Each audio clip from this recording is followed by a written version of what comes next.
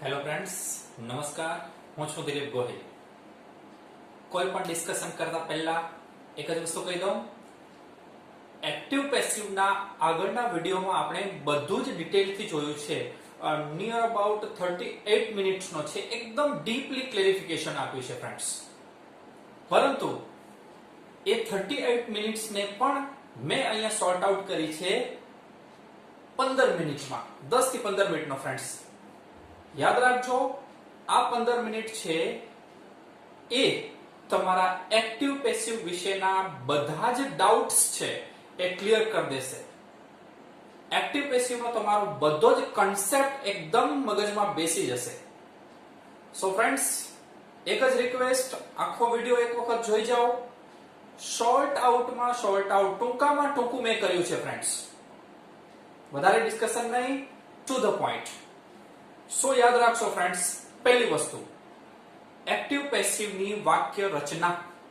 સૌથી પહેલા મેં તમને કીધું હતું વાક્યમાં એસ, વી, ઓ જોઈ જાઓ, સબ્જેક્ટ, વર્બ, ઓબ્જેક્ટ જોઈ જાઓ અને એ અનુસાર ઓબ્જેક્ટ આગળ આવી જશે, સબ્જેક્ટ છેલ્લો જતો રહેશે, ક્રિયાપદનું હંમેશા V3 આવશે અને આવશે જ, અને સબ્જેક્ટ છેલ્લો જશે એના પહેલા બાય આવી જશે, અને અહીંયા V3 ની પહેલા to be નું કાળ પ્રમાણેનું રૂપ આવશે. બસ ફ્રેન્ડ્સ, આટલું જ છે. હજી એક વાર કહી દઉં, આ પેસિવની વાક્ય રચના, ઓબ્જેક્ટ આગળ આવી જશે, અહીંયા આ ખાલી જગ્યામાં અહીંયા મેં તમને 5 જ શબ્દ આપ્યા છે. આ 5 શબ્દ સિવાય છઠ્ઠો શબ્દ કોઈ નહીં આવે. બરાબર સમજો ફ્રેન્ડ્સ. V3 આવશે જો, એના વિશે તો મારે કંઈ કહેવું નથી. તમે ગમે તે કાર્ડનું પેસિવ કરતા હશો એમાં V3 આવે જો. ઓબ્જેક્ટ, એક નાનકડી ભૂલ છે ફ્રેન્ડ્સ, અહીંયા આપણે સબ્જેક્ટ લખી દઈએ છીએ, સબ્જેક્ટ છેલ્લે જતો રહેશે, એની આની બાય અને અહીંયા સબ્જેક્ટ. ઓકે, ઓબ્જેક્ટ પણ હોઈ શકે છે. ઓકે, હવે ફ્રેન્ડ્સ ટુ ધ પોઈન્ટ. સૌથી પહેલા અહીંયા સમજાવી દઉં, પ્લે અથવા પ્લેસ આપેલું હોય તો તમારે એનું પેસિવ કરો ત્યારે આ ખાલી જગ્યામાં બસ આટલું જ જોવાનું છે. બીજું ગમે તે કાર્ડ હશે, ગમે તે ટેન્સ હશે, કોમન રહેશે. આ ખાલી જગ્યામાં તમારે એમ, ઇઝ અથવા આર મૂકી દેવાનું. ક્યારે? પ્લે અથવા પ્લેસ હોય તો, એટલે કે સાદો વર્તમાન કાળ હોય તો, એટલે કે ક્રિયાપદનું મૂળ રૂપ અથવા એસ, ઈએસ કે આઈઈએસ વાળું રૂપ હોય તો. બીજું, પ્લેડ એટલે કે V2 આપેલું હોય, એટલે કે સાદો ભૂતકાળ આપેલું હોય તો એનામાં આ ખાલી જગ્યામાં તમારે મૂકી દેવાનું છે was were. ફ્રેન્ડ્સ, વારંવાર કહીશ, તમે એક જ વસ્તુ સમજી લો, જે હશે એ આ ખાલી જગ્યામાં આવશે, અહીંયા ફેરફાર થશે. ઓકે, will play આપેલું હશે, હવે અહીંયા મેં will લખ્યું છે. will એ મોડેલ ઓક્સિલરીઝ છે. આના સિવાયના કોઈ પણ મોડેલ ઓક્સિલરીઝ હોય, જેમ કે will, shall, should, would, can, could, may, might, must, આ બધામાં ગમે તે આપ્યું હોય, તમારે એનામાં શું કરશો? એક વસ્તુ યાદ રાખજો ફ્રેન્ડ્સ, હું એવું નથી કહેતો કે કોઈક શબ્દ કાઢવાનો છે, કોઈ જ શબ્દ કાઢવાનો નથી, ઉમેરવાનો છે. ઇટ મીન્સ કે will વાળું વાક્ય આપેલું હોય તો will તો અહીંયા લખશું જ, સાથે સાથે શું લખવાનું છે? be, to be નું રૂપ છે. will ની સાથે મૂળ રૂપ આવે તો be લખ્યું છે. V3 ની હું ડિસ્કશન નહીં કરું. to be plus playing. હવે અહીંયા ફ્રેન્ડ્સ to be બોલું છું એટલે am, is, are અને was, were તમે યાદ રાખો. તો અહીંયા am, is, are, was, were આ પાંચમાંથી કોઈ એક શબ્દ હશે તો એની સાથે હંમેશા ક્રિયાપદનું ing વાળું રૂપ હશે જ. તો એનું પેસિવ કરશો ત્યારે અહીંયા થોડીક મેં ખાલી જગ્યા મૂકી છે. અહીંયા તમારે આગળનું જે to be નું રૂપ આપ્યું છે, એટલે કે am, is, are કે was, were, એમાંથી જે રૂપ આપ્યું હોય એના કરતા પ્રમાણેનું રૂપ મૂકી પછી ફરજિયાત being મૂકવાનું છે અને પછી ફરજિયાત V3. એની ડિસ્કશન નથી.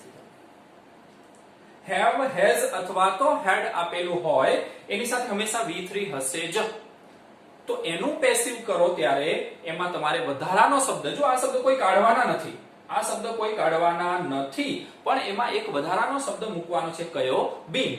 V3 તો હશે જ. ટૂંકમાં જો તમે આ બે બરાબર શીખી ગયા ફ્રેન્ડ્સ, તો બાકીના ત્રણમાં તમારે શું કરવાનું છે કે વાક્યમાં will જુઓ એટલે ત્યાં શું મૂકી દેવાનું છે?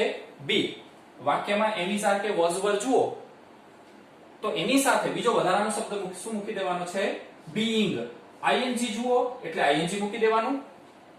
હેવ હેઝ અથવા તો હેડ જુઓ એટલે ત્યાં તમારે બીન મૂકી દેવાનું છે. ડન. અહીંયાથી થાય છે પૂરું એક્ટિવ પેસિવ. હવે ફ્રેન્ડ્સ અહીંયા તમારી સામે એક્ઝામ્પલ્સ છે. આ બે વસ્તુને આધારે જ ફ્રેન્ડ્સ જુઓ, બહુ જ ડિટેલમાં તમે ઘણા બધા ગમે ત્યાંથી વિડિયોઝ જોયા હશે, પણ તમારે માત્ર આ બે વસ્તુ યાદ રાખવાનું છે. ચાલો આપણે એક્ઝામ્પલ સોલ્વ કરીએ. સૌથી પહેલા સ્પીડમાં જઈશ ફ્રેન્ડ્સ. આગળનો વિડિયો તમે જોજો તો તમને વધારે ક્લેરિફિકેશન થશે. સૌથી પહેલા ફટાફટ પહેલું કામ કરશું SVO. તો આપણે અહીંયા SVO. ઓકે, આ તમારી વાક્ય રચના છે. ઓબ્જેક્ટ આગળ આવી જશે એટલે કે પહેલા વાક્યમાં આપણે આન્સર લખશું તો અ ન્યૂઝપેપર.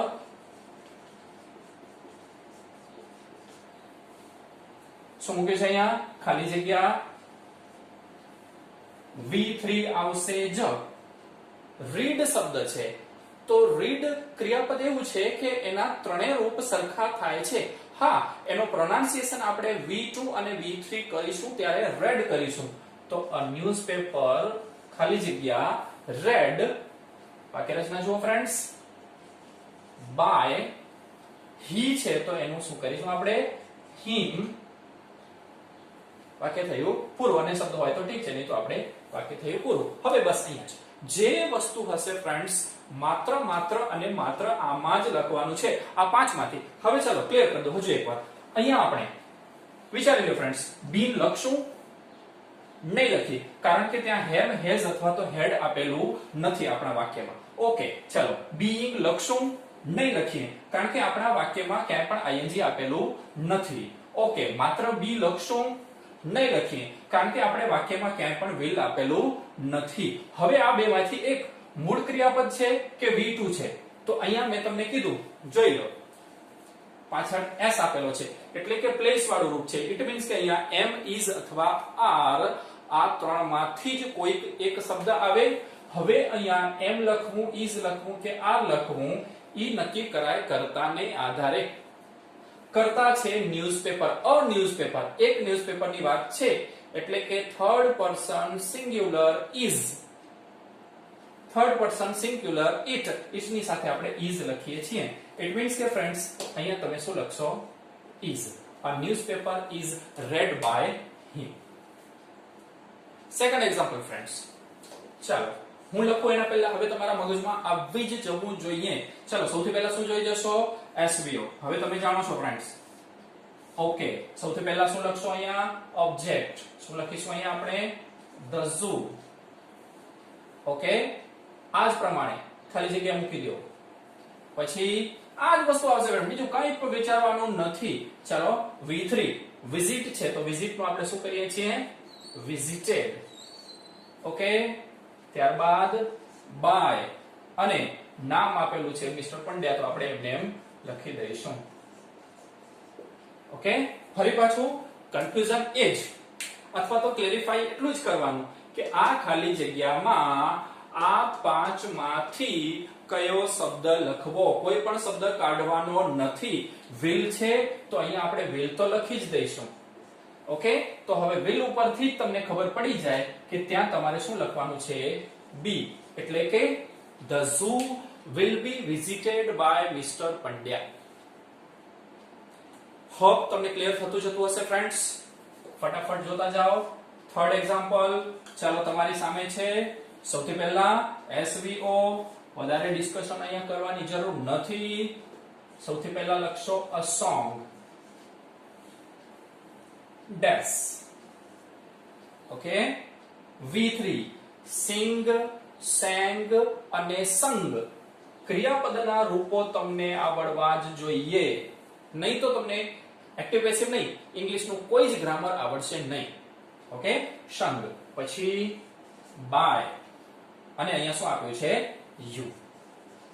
ઓકે, હવે આ ખાલી જગ્યામાં ફરીથી ફ્રેન્ડ્સ એ જ કહીશ, આ વસ્તુ જોઈ લો. ઓકે, ચાલો શું આપ્યું છે? are.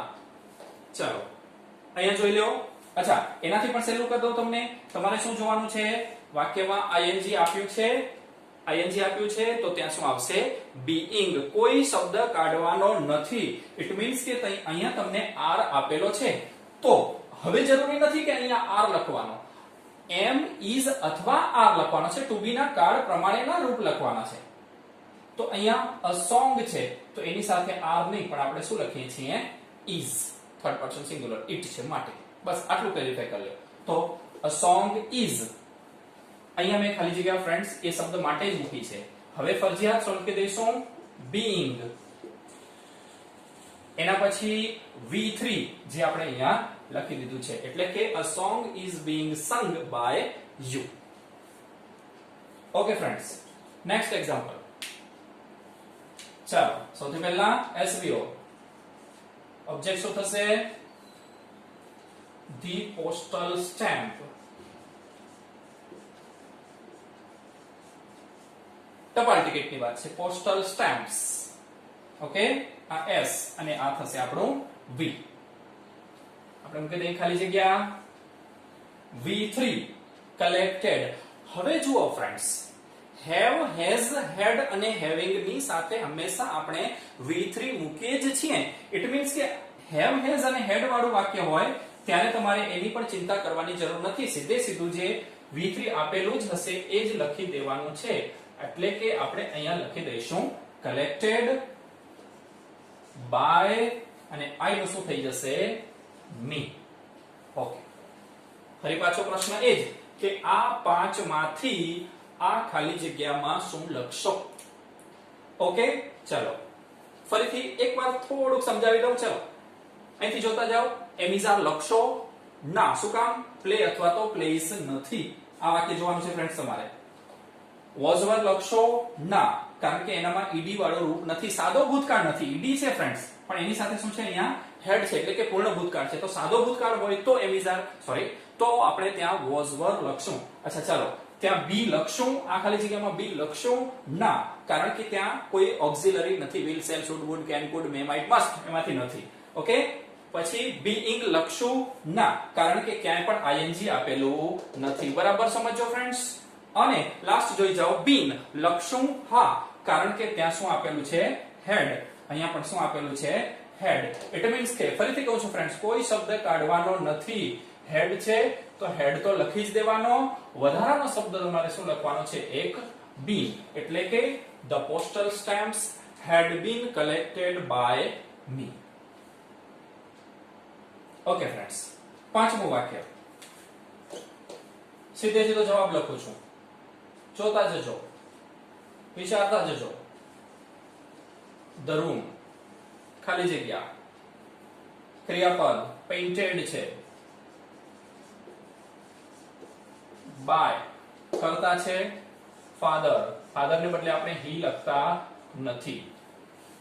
Easy friends. હવે જોઈ લો અહીંયા આ વાક્યમાં આ પાંચમાંથી કયો આવશે? બીન લખશું ના, કારણ કે અહીંયા હેવ, હેઝ અથવા હેડ નથી. બીઇંગ લખશું ના, કારણ કે અહીંયા આઈએનજી નથી. માત્ર બી લખશું ના, કારણ કે અહીંયા will, shall, should, would, can, could, may, might, must નથી. હવે આ બેમાંથી એક ઈડી આપેલું છે, અહીંયા ઈડી આપેલું છે, માટે અહીંયા વોઝ અથવા વર લખશું. તો ધ રૂમ છે, થર્ડ પર્સન સિંગ્યુલર, ઇટ છે, ઇટની સાથે આપણે શું લખીએ છીએ વોઝ. ફ્રેન્ડ્સ જોઈ જજો બરાબર.